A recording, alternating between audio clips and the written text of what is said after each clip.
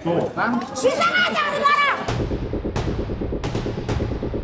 Konflik panas, Nikita Mirzani dan Dr. Reza Gladys makin runcing. Dari drama skincare, jadi drama miliaran rupiah. Saat ini, Nikita masih ditahan di rutan. Terus, kelanjutan persidangan gimana? Masalahnya, pihak Reza Gladys mangkir sidang nih. Sempat dilakukan percobaan mediasi, tapi hasilnya gatot, alias gagal total. Bikin kasus ini jadi makin panjang dan berlarut-larut. Bahkan, di tengah-tengah tekanan hukum, Nikita tetap harus menghadiri sidang anaknya, yaitu Loli. Kasus ini bukan sekedar perseteruan selebriti. Ini soal uang, tuduhan pemerasan, dan harga diri.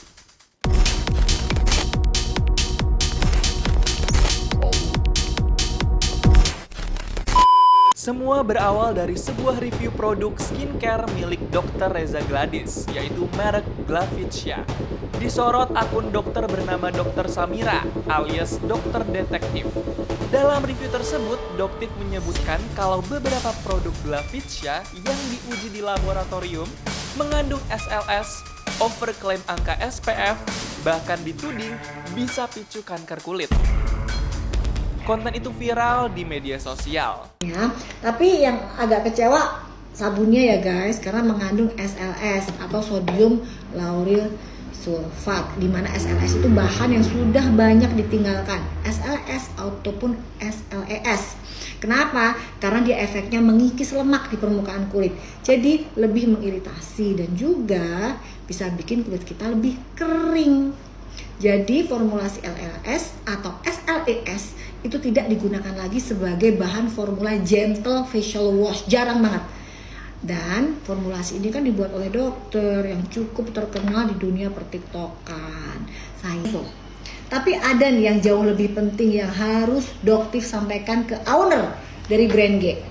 Tolong hentikan VT drama kalian yang berbicara ke publik seolah-olah kalian baru melakukan uji lab dari produk-produk kalian. Bukankah sudah sebulan yang lalu utusan kalian menghubungi Doktif? Dan Doktif dengan jelas sudah meminta utusan ini untuk menyampaikan pesan Doktif kepada kalian agar segera melakukan perbaikan. Tetapi apa yang kalian lakukan? Kalian tetap menjual produk skincare yang kalian miliki ke masyarakat dengan janji-janji yang muluk. Sementara kalian sendiri sudah tahu produk tersebut tidak akan memberikan hasil seperti yang kalian janjikan. Itu bentuk kebohongan publik loh, dan kalian bisa dipidana jika ada konsumen yang menuntut. Coba Doktif tanya, untuk apa kalian melakukan itu? Hanya untuk ngabisin stok yang kalian punya? Apakah kalian ikut memikirkan bagaimana perasaan konsumen yang sudah percaya sama kalian? Apakah untuk mengejar omset? Untuk terus memperkaya diri kalian? Untuk terus melakukan kehidupan dengan gaya flexing kalian? Tolong, Doktif mohon dengan sangat, hentikan sandiwara. Dan tak lama kemudian, Nikita Mirzani ikut menyoroti lewat live TikTok. Dengan gaya khasnya yang ceplas-ceplos, Nikita bilang kalau produk skincare Dr. Reza Gladys banyak yang overklaim. Jadi lebih baik jangan dibeli. Skincare-nya Dr. Reza Gladys juga jangan dibeli. Dia walaupun gelarnya dokter ya, tapi produknya kebanyakan overklaim. Malah ada yang nggak retinol tapi dimasukin retinol. Jangan, dia cuma kalian kalau beli produknya dia cuma memperkaya untuk dirinya sendiri. Kalian yang rugi. Pantes Reza Gladys tiba-tiba bisa beli rumah 80 miliar di Jaksel. Oh ternyata dia jual produk overcream yang dijual 2 juta lah satu paket, hampir 3 juta satu paket. Kena kau Reza Gladys, kena, jangan dibeli produknya, jangan dibeli. Dia gelar dokter tapi dia tipu. Reza merasa nama baik dan brandnya dihancurkan. Tapi bukan itu aja yang bikin panas. Reza mengklaim ada permintaan uang tutup mulut dari Nikita Mirzani. Totalnya 4 miliar rupiah. Uang itu dikirim sebagian lewat transfer, sebagian lagi tunai. Dalam sebuah show program, Nick Mir mengklarifikasi kalau uang itu bukan bentuk pemerasan dari dirinya. Tetapi Reza Gladys sendiri yang menawarkannya ke manajer Nikita Mirzani sebagai transaksi endorsement. Inti ceritanya adalah dia itu nyari gue. Karena gue punya salah satu produk dia yang berbahaya yang ada jarum suntiknya. Yang tidak boleh diperjualbelikan di e-commerce. Tanya apa segala macam. Nah gue punya, dia tahu. Terus dia mencarilah nomor telepon gue ke teman-teman terdekat gue. Kamu bilang gitu, nggak mau dok. Akhirnya karena Reza ini memaksa, akhirnya dikasihlah nomor telepon Mail, salah satu sahabat gue yang sudah puluhan tahun. Dia teleponin, lu mayat ya? Kenapa jadi ada laler? Gue nggak dilalerin loh, by the way. Memang saya, saya kok. Maaf ya Bu. Nggak apa-apa, Iya. Dek, nggak apa-apa. Terus habis itu dikasihlah nomor teleponnya Mail ke si Reza ini, ya kan? Udah dikasih nomor teleponnya Mail ke Reza ini. Reza nelponin Mail terus. Mail tadinya nggak mau angkat, tapi telepon ke beberapa diangkat, ditanya ini siapa, bla bla bla gitulah ya. Ini Dokter Reza, aku mau dong diketemuin sama Kak Niki. Ini sesuai sama rekaman 9 menit yang si Reza Ratu Flexing ini rekam dan sudah dijadikan barang bukti di Cyber Polda. Dan gue dengar, alhamdulillah dia rekam. Karena dari rekaman itu jelas sekali tidak ada pemerasan atau pemaksaan, apalagi pengancaman. Karena dari awalnya bilang, Kak aku mohon dong mau diketemukan sama Kak Niki. Karena aku sudah 1 bulan lebih tidak jualan. Soalnya apapun yang Kak Niki omongin, apalagi dia posting, pasti orang percaya. Berarti kan kekuatan mulut ini kan bahaya kan. Dipaksa intinya untuk menyebutkan nominal, ya kan. Dia dipaksa untuk menyebutkan nominal.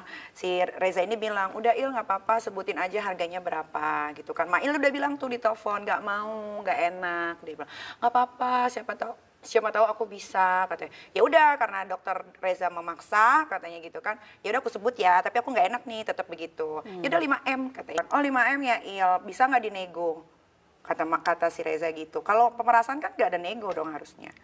Betul. Ya kan? Ya, setuju. Ya udah kata Mail, tapi tunggu dulu dok, ini tuh untuk apa? Untuk menutup mulutnya Nikita Mirzani. Dia bilang gitu. Iya Il tolongin biar aku nggak di-review produknya yang ada di Kak Niki. Dia bilang gitu. Il ini udah deal ya, aku udah ngomong sama suamiku, bisa nggak ditawar jadi 4M? Oh terserah dokter aja gitu. Tapi dokter beneran nih pengen tutup mulutnya Kak Niki.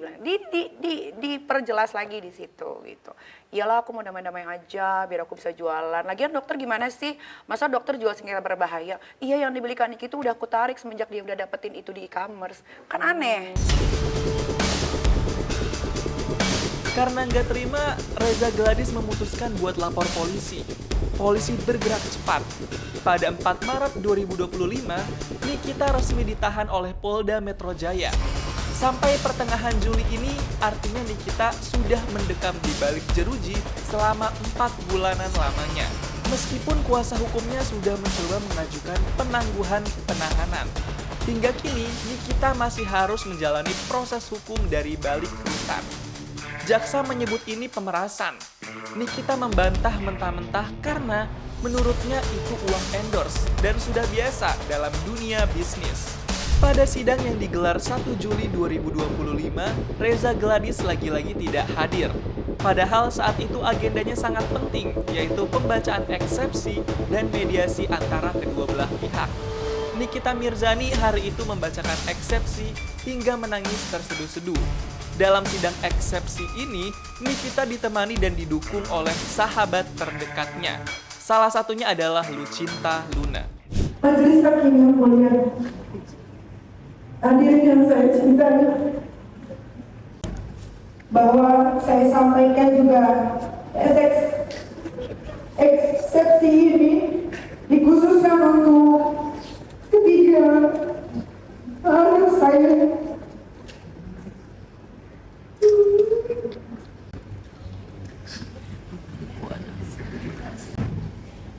Yang bernama Laura Bintang Mawardi, Askara Kila Mawardi, dan Arkana Mawardi. Bahwa percayalah, kami bukan seorang pelaku teroris, kami bukan pelaku pembunuhan, kami juga bukan gembong narkoba. Akan tetapi, mengapa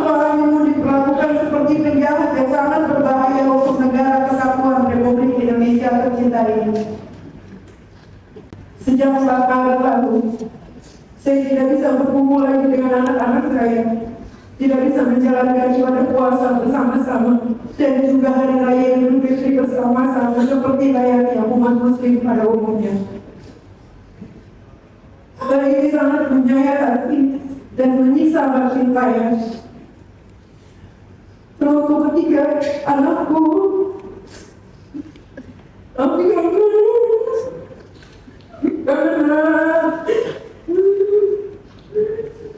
Setelah selesai pembacaan eksepsi dan keluar ruangan sidang pun, Nikita terlihat masih sangat sedih. Dia baca eksepsi tuh kayak aku ngelihat ada sosok papaku di situ. Mungkin apa sih kayak Terima disampaikan kasih. ke anak-anak? Yang mau disampaikan, ya sabar ya Aska, Arkana. Sabar, Loli juga, kakak Loli juga. Semangat terus. Sebentar lagi ini akan selesai, nanti kita liburan bareng. Hakim sempat membuka ruang mediasi. Harapannya perkara ini bisa diselesaikan secara damai. Tapi Reza Gladys lagi dan lagi tidak hadir dan mediasi pun dinyatakan gatot alias gagal total.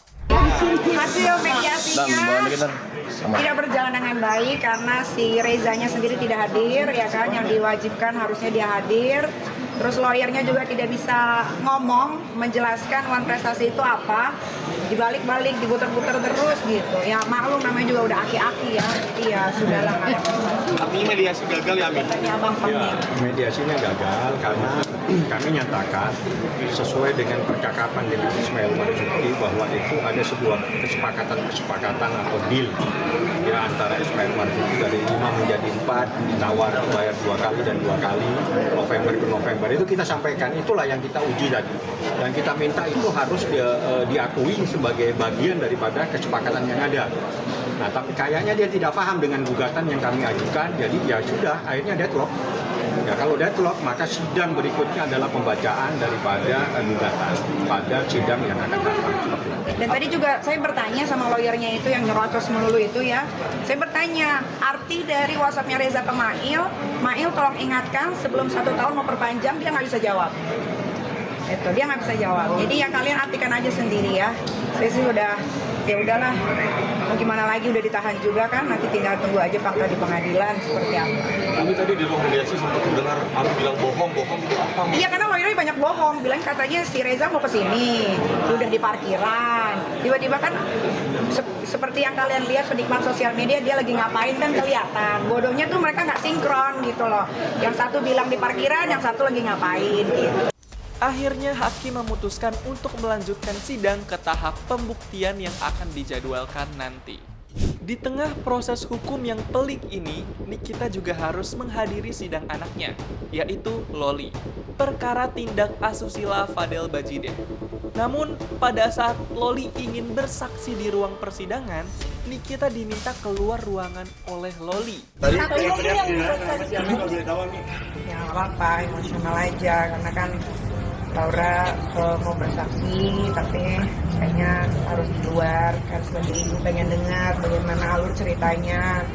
Tapi ya sudah dengar. Udah. Artinya benar-benar sangat menyakitkan ya, mendengar kesaksian Laura. Bagaimana sih misalnya? Ya karena sudah, yang terjadi sudah terjadi. Sampai saat ini, Nikita masih harus bersiap menghadapi sidang lanjutan.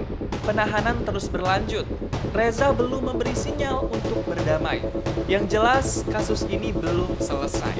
Kami akan terus memantau dan mengabari kalian. Jangan lupa subscribe, nyalakan lonceng notifikasi, dan tulis pendapat kamu di kolom komentar. Sampai jumpa di Kupas Tuntas Berita Hiburan selanjutnya bersama Igini.